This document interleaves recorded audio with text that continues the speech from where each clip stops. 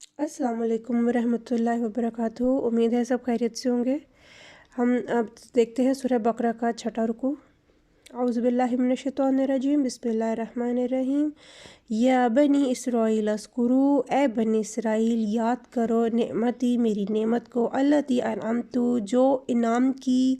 تم پر، جو انعام کی میں نے علیکم تم پر، انعمت میں نے انعام کی، علیکم تم پر، وانی فضلتکم اور بے شک میں نے فضیلت دی تم کو، علی العالمین اوپر تمام جہانوں کے۔ یہاں پہ اللہ پاک نے جو بنی اسرائیل کو جو اپنی نعمتیں عطا فرمائی تھیں، جن میں نبوت تھی، بادشاہت تھی، علم تھا، اللہ پاک انہی کا ذکر فرما رہے ہیں، وہ ان کو یاد دلا رہے ہیں، ان کی یاد دہانی کرا رہے ہیں کہ جب وہ آپ صلی اللہ علیہ وسلم کو جھٹلاتے تھے اور ان کا انکار کرتے تھے تو اللہ تعالیٰ انہیں ان نعمتوں کو یاد دلا رہے ہیں کہ جو تم کو عزت دی، وہ جو تم کو سارے انعام دیے دنیا پر، قابض کی، حکمرانی دی۔ بہت سے نبی تھے بنی اسرائیل کے جن کو بڑی بڑی بادشاہتیں ملی، جیسے حضرت داؤد تھے، حضرت یوسف کو بادشاہ بنایا گیا تھا۔ تو اللہ تعالیٰ ان کو وقت یاد دلا رہے ہیں کہ پھر اس کے بعد جب وہ دوبارہ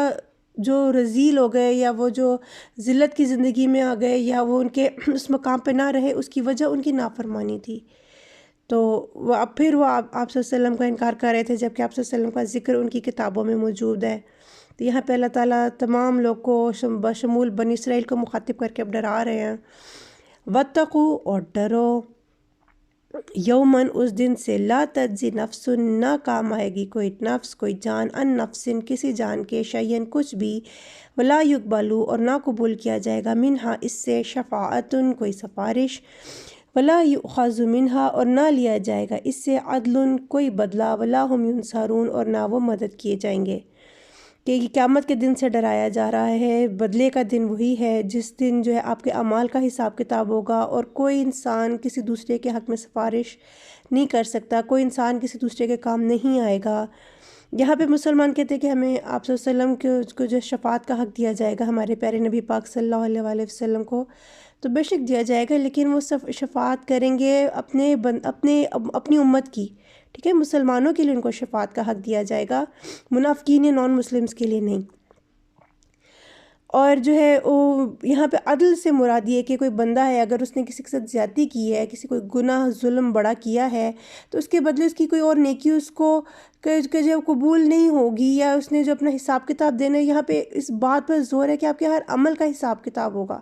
اللہ پاک بخش دے، رحم کر دے، وہ اس کا مرضی ہے، لیکن آپ نے اپنے اعمال کا حساب دینا ہے۔ اللہ بے حساب بخشنے والا بھی ہے، اللہ رحم کرنے والا بھی ہے، لیکن جو اگر آپ انسان یہ چیز اپنے ذہن میں بٹھا لے کہ اللہ تو معاف کر دے گا، اللہ رحم کر دے گا، تو شاید اپنے اعمال پر غور کرنا چھوڑ دے۔ تو ہر عمل کے لیے جو ہے اپنے آپ کو جو ہے اپنے عمل پر یہ دیکھنا کہ یہ میرا عمل جو ہے اللہ کے ہاں جو ہے ناپسندیدہ تو نہیں ہے، یا یہ گناہ تو نہیں ہے، یہاں پہ یہ چیز جو ہے اس چیز کو آپ ذہن میں رہتی ہے آپ کے کہ نہیں، آپ کا جو عمل ہے آپ کو اپنے ہر عمل کا حساب دینا ہے، ٹھیک ہے نا، اسے کوئی بدلہ قبول نہیں کیا جائے گا، ٹھیک ہے نا، اور نہ وہ مدد کیے جائیں گے۔ یہ وہ لوگ جو گنہگار لوگ ہیں، جو ظلم زیادتی کرنے والے یا گناہ گار ہیں، ان کی مدد قیامت کے دن نہیں ہے، کہ کوئی سفارش، کوئی بندہ کوئی ان کی مدد نہیں کر پائے گا۔ وَإِذْ نَجَّيْنَاكُمْ اور یاد کرو جب نجات دی ہم نے تم کو، من آل فرعون آل فرعون سے۔ یہاں پہ اللہ تعالیٰ بنی اسرائیل کو کہہ رہے ہیں کہ یاد کرو جب ہم نے تمہیں آل فرعون سے نجات دی، یسومونکم سوء العذاب، وہ پہنچاتے تھے تم کو برا عذاب، یعنی مختلف تکلیف پہنچاتے تھے ان کو، یذبحون ابناکم، وہ ذبح کرتے تھے تمہارے بیٹوں کو، ویستحیون نساکم، اور وہ زندہ رکھتے تھے تمہاری عورتوں کو، وفی ذالکم بلاء، اور اس میں آزمائش تھی۔ بلا لفظ آزمائش کے لیے استعمال ہوتا ہے، مشکل کے لیے استعمال ہوتا ہے، کہ جو یہ ان کا جو آل فرعون تھے جو بنی اسرائیل کے بیٹوں کو ذبح کر دیتے تھے، جب فرعون کو یہ خواب آیا تھا کہ تمہاری جو سلطنت ہے وہ بنی اسرائیل کا ایک بچہ الٹ دے گا، تو اس نے کیا کیا تھا، وہ ان کے بیٹوں کو ذبح کرا دیتا تھا اور بچیوں کو زندہ رکھتا تھا، اور عورتوں کو زندہ رکھنا مقصد انہیں لونڈیا غلام بنانا بھی، جو کہ آپ کے لیے باعث ذلت اور تحقیر ہوتا ہے۔ تو یہ وہ بہت سخت آزمائش تھی ان کے اوپر۔ وفی ذالکم بلاء، اور اس میں آزمائش تھی، من ربکم، تمہارے رب کی طرف سے، عظیم، بہت بڑی۔ یہ عظیم لفظ آزمائش کے لیے یہاں پہ استعمال ہوا ہے کہ بہت بڑی اور سخت آزمائش تھی یہ۔ وَإِذْ فَرَقْنَا بِكُمُ الْبَحْرَ، اور جب پھاڑا ہم نے تمہارے لیے سمندر کو۔ یہاں پہ واقعہ ہے جب حضرت موسیٰ جو تھے بنی اسرائیل کو لے کر نکل پڑے اور وہ دریا کے کنارے تھے، اور اس دریا کو اللہ تعالیٰ نے حضرت موسیٰ کو حکم دیا کہ اپنا عصا مارو، اور وہ دریا 2 حصوں میں تقسیم ہو گیا۔ اس واقعے کا ذکر ہے۔ فَأَنجَيْنَاكُمْ، پس نجات دی ہم نے تم کو، وَأَغْرَقْنَا آلَ فِرْعَوْنَ، اور غرق کیا ہم نے آل فرعون کو، وَأَنْتُمْ تَنظُرُونَ، اور تھے تم دیکھتے۔ جب بنی اسرائیل جو تھی وہ دریا پار کر گئی تھی، اور خشک رستے میں سے بیچ میں سے جو رستہ بنا دیا تھا اللہ نے ان کے لیے، تو فرعون نے بھی اپنے جو ہے نا وہ سپاہی ان کے پیچھے لشکر ڈال دیے تھے، تو لیکن جب وہ بیچ پہنچے تو اللہ نے ان کو سمندر کو ملنے کا حکم دے دیا، اور وہ غرق ہو گئے، اور بنی اسرائیل کو اللہ نے نجات دے دی۔ وَإِذْ وَعَدْنَا مُوسَىٰ، اور جب وعدہ کیا ہم نے موسیٰ علیہ السلام سے 40 لیلہ 40 راتوں کا،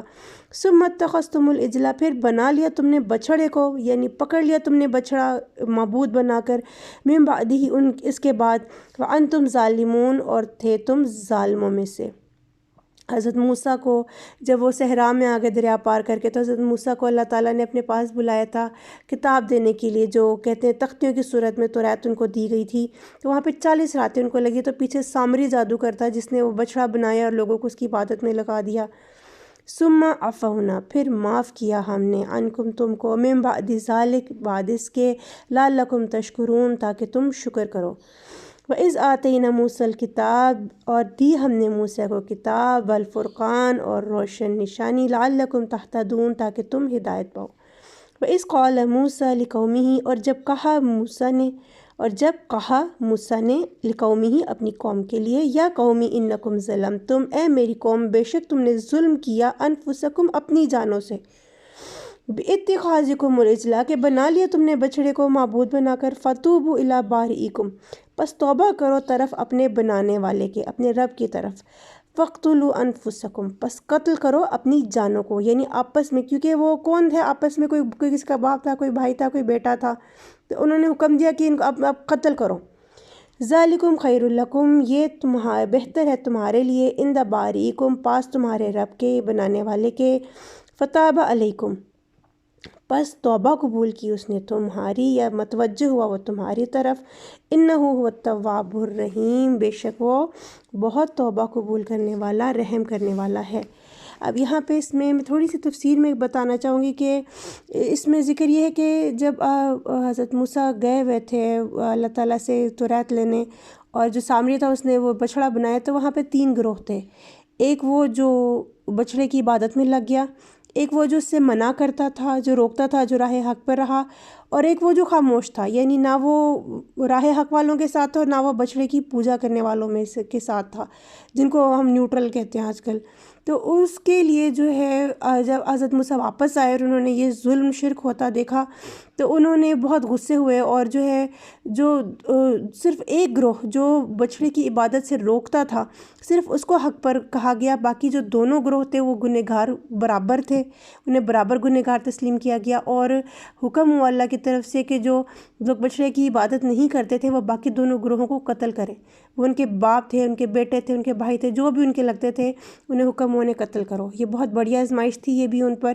اور لیکن یہ کہ جب انہوں نے اس پر عمل کیا، توبہ کی، اللہ کی غلطی تسلیم کر کے انہوں نے توبہ کی، اور انہوں نے پھر جو راہ حق پہ تھے انہوں نے قتل کیا دوسرے لوگوں کو، اور وہ بھی انہوں نے بھی اپنا سرنڈر کر دیا ہوا تھا توبہ کی صورت میں، تو ان کو سب کو اللہ نے بخش دیا۔ جو قتل ہو گئے ان کو شہادت کا درجہ دیا گیا، شہید کا درجہ دے دیا گیا، بہت بلند درجہ، اور جو انہوں نے قتل کیا وہ ان کو غازیوں کا درجہ دے دیا گیا، اور اس طرح ان کا یہ گناہ جو تھا بچڑے کی پوجا کا یہ معاف فرما دیا اللہ پاک نے۔ وَإِذْ قُلْتُمْ يَا مُوسَىٰ، اور جب کہا تم نے اے موسیٰ، لَن نُؤْمِنَ لَكَ،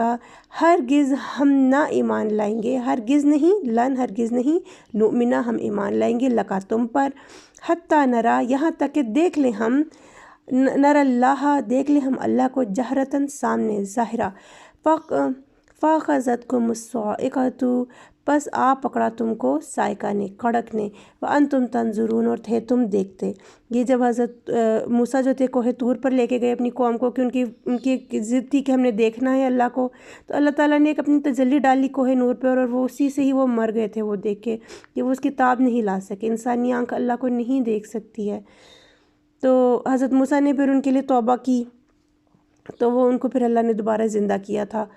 ثم بعثناکم، پھر ہم نے اٹھایا تم کو، باعث بے عین سے جو ہے یہ باعث دینا، اٹھانا، چننا، زندہ کرنا، ان سارے معنوں میں آتا ہے۔ پھر زندہ کیا ہم نے تم کو من بعد موتکم، بعد تمہارے مرنے کے، لعلکم تشکرون، تاکہ تم شکر ادا کرو۔ وَظَلَّلْنَا عَلَيْكُمُ الْغَمَامَ، اور سایہ کیا ہم نے تم پر بادلوں کا۔ یہ جب وہ صحرائے سینا میں وہ تھے، ساری بنی اسرائیل جو وہاں رہی 40 سال رہی، تو ان کے پر اللہ تعالیٰ نے بادل کا سایہ رکھا ہوا تھا، اور صحرا کی سختی نہیں تھی ان پر۔ وَظَلَّلْنَا عَلَيْكُمُ الْغَمَامَ، اور سایہ کیا ہم نے تم پر بادلوں کا، وَأَنزَلْنَا عَلَيْكُمْ، اور نازل کیا ہم نے تم پر من و سلوہ، کلوا من طیبات، کھاؤ پاکیزہ میں سے، ما رزقناکم، جو رزق دی ہم نے تم کو، وما ظلمونا، اور نہ ہی ظلم کیا ہم نے، ولکن کانوا، اور لیکن تھے وہ، انفسہم یظلمون، اپنی جانوں پر وہ ظلم کرنے والے۔ یعنی جو من و سلوہ ان کو دیا تھا، یہ اللہ تعالیٰ نے ان کو فکر معاش سے بھی آزاد کر دیا۔ اللہ نے مطلب زیادہ کیا ہوتا ہے، انسان کیوں محنت مشقت میں پڑتا ہے اپنے رزق کے لیے، اپنا پیٹ بھرنے کے لیے، اللہ نے ان کو فکر معاش سے آزاد کر دیا، ان پر سایہ کر دیا، تاکہ وہ صرف عبادت میں اپنے آپ کو جو ہے مگن رکھ سکیں، اور جو وہ ایک غلامی کی زندگی کتنے عرصے سے گزار رہے تھے، وہ اس مینٹل سٹیٹ سے نکل کے ایک آزاد اور دین پر عمل کرنے والی قوم بن سکیں۔ کیونکہ اللہ تعالیٰ کو جو ہے اپنے دین کے لیے آزاد ذہن چاہیے، غلام ذہن دین کی پیروی نہیں کر سکتا، اس میں اتنی طاقت ہی نہیں ہوتی کہ وہ صحیح کو صحیح اور غلط کو غلط کہے۔ تو اس لیے ان پر یہ نعمتیں دی گئیں، بادلوں کا سایہ تھا، رزق تھا کہ وہ کھاتے پیتے تھے، اور صرف عبادت ان کا کام رہ گیا تھا پیچھے۔ وَإِذْ قُلْنَا ادْخُلُوا هَٰذِهِ الْقَرْيَةَ، اور جب کہا ہم نے داخل ہو جاؤ اس بستی میں، یہ اس لیے بستی میں کیونکہ بنی اسرائیل جو تھے وہ چونکہ ایک فطرتاً سرکش قوم تھی، ایسی نہیں اللہ نے ان کو ملعون قرار دیا۔ وہ جو تھے ان کو رزق مل رہا تھا، سایہ مل رہا تھا، پانی بھی مل رہا تھا صحرا میں، لیکن وہ کہتے تھے ہمیں سبزی چاہیے، ہمیں ترکاری چاہیے، ہمیں پیاز چاہیے، اور ان کی فرمائشیں تھیں۔ تو پھر اللہ نے ان کی وہ بھی توبہ قبول کی۔ یہ آگے بہتر آگے تو قرآن میں بھی پڑھیں گے کہ اللہ تعالیٰ کہے گا ان سے کہ تمہیں بہتر مل رہا ہے اور تم مجھ سے کم تر چیز مانگ رہے ہو، لیکن انہوں نے مانگے، اور پھر اللہ نے ان کی فرمائشیں پوری کیں۔ بنی اسرائیل بڑی لاڈلی قوم تھی اللہ کی، ان کی اللہ ہر فرمائش پوری کرتا تھا۔ تو پھر اللہ نے انہیں کہا کہ تم اس بستی میں داخل ہو جاؤ، ایک وہاں پہ بستی تھی، ادھر ان کو داخل کیا۔ فَكُلُوا مِنْهَا حَيْثُ، پس کھاؤ اس میں سے، حَيْثُ شِئْتُم، جہاں سے تم چاہو، رغداً، فراغت سے، یعنی دل بھر کے، وَادْخُلُوا الْبَابَ، اور داخل ہو دروازے سے، سُجَّدًا، سجدہ کرتے ہوئے، وَقُولُوا حِطَّةً، اور کہو حِطَّةٌ، یعنی معاف کر دے، نغفر لکم خطایاکم، ہم معاف کر دیں گے تمہارے لیے تمہاری خطاؤں کو۔ تو ان کی جو یہ فرمائش تھی، جو ایک ناقدری تھی اللہ کی نعمت کی، اس کو اللہ تعالیٰ نے اس طرح کہا کہ تم بستی میں داخل ہو لیکن سجدے کی حالت میں، اور حطۃ کا لفظ کہتے ہوئے تم داخل ہو جاؤ، تو ہم تمہاری جو یہ ناقدری اس نعمت کی اس کو بھی معاف کر دیں گے۔ وَسَنَزِيدُ الْمُحْسِنِينَ، اور ان قریب ہم زیادہ دیں گے محسنین کو، نیکی کرنے والوں کو۔ فَبَدَّلَ الَّذِينَ ظَلَمُوا، پس تبدیل کر دیا جنہوں نے ظلم کیا، قولاً بات کو، غیر الذی، اس کے علاوہ جو قیل لہم، ان سے کہی گئی تھی۔ فَأَنزَلْنَا عَلَى الَّذِينَ، پس نازل کیا ہم نے اوپر ان لوگوں کے، الَّذِينَ ظَلَمُوا، ان لوگوں کے جنہوں نے ظلم کیا، رجزاً، عذاب، من السماء، آسمان سے، بما کانوا یفسقون، بوجہ اس کے جو تھے وہ نافرمانی کرتے۔ تو یہاں پہ ذکر ہے کہ جب ان کو بستی میں وہ داخل ہونے کا انہیں حکم ہوا تو وہ حطۃ کہنے کے بجائے انہوں نے لفظ ہی بدل دیا۔ تفسیر میں آتا ہے کہ انہوں نے حنطۃ کا لفظ بولنا شروع کر دیا، جس کا مطلب گندم ہوتا ہے، اور انہوں نے جو ہے وہ بجائے سجدہ کر کے داخل ہوتے ہوئے وہ سینہ تان کے نعرے لگاتے ہوئے داخل ہوئے، تو یہ اللہ کو ان کے عمل ناپسند آیا، اور اللہ تعالیٰ کہتے ہیں پھر ان کے اوپر آسمان سے عذاب نازل کیا گیا ان کی بدعمالیوں کی وجہ سے۔ اللہ تعالیٰ قرآن میں جہاں بھی پرانی قوموں کا ذکر کرتا ہے اور ان پہ آنے والے عذاب کا ذکر کرتا ہے، اس کی وجہ ان کی بدعمالی کو اللہ تعالیٰ بتاتا ہے کہ ان کی اس عمل کی وجہ سے ان کو سزا ملی۔ تو اللہ تعالیٰ ہمیں جو ہے نافرمانی سے بچائے، ہمیں گناہوں سے بچائے، اور اللہ ہمیں صراط مستقیم پر ہم سب کو رکھے، اور بھلائی کی بات کو جو ہے وہ سب کو بتانے کی اور اس کو جو شیئر کرنے کی اللہ ہمیں تلقین جو ہے ہمیں توفیق دے، اور اپنا خیال رکھیے گا۔ انشاءاللہ پھر ملاقات ہوگی۔ اللہ حافظ۔